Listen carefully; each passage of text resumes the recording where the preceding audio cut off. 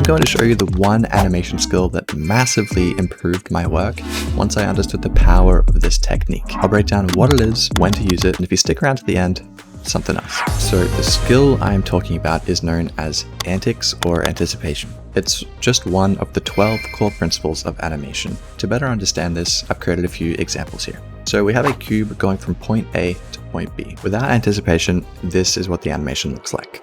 It's incredibly boring and there's basically no indication as to where the cube is going. Now, when we apply anticipation, you can see the world of difference that this is making. We have clear indication as to where the cube is about to go. It's keeping the audience with the cube's main action, and it's helping build momentum before pushing into its main action. So the main takeaway here is that anticipation sets up the movement of the object or character. As you can see, it's super easy to implement as there's literally only 3 keyframes in this animation. We have the anticipation happening here by simply moving the cube slowly backwards, building that momentum and indicating to us that something's about to happen.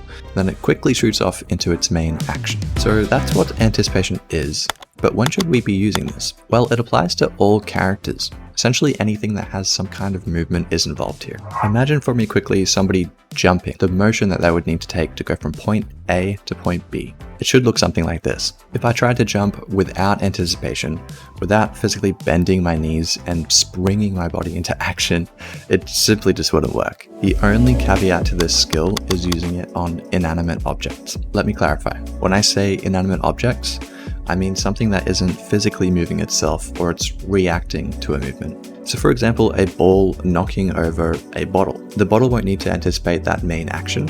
It'll simply just happen. Let's cover quickly how to apply this technique to absolutely anything. When you're animating, look for opposite actions. In this example here, you can see Spider Noir winding up for a punch and then literally putting his entire body into swinging the car into Tombstone. You can see the actions here happening pretty clearly, and this is what sells the animation and the weight of the final impact. Generally speaking, big anticipation translates into big action, and vice versa, small anticipation, small action. So if you want to level up your animation further and add a little bit of spice to it, I'd highly recommend checking out this video here.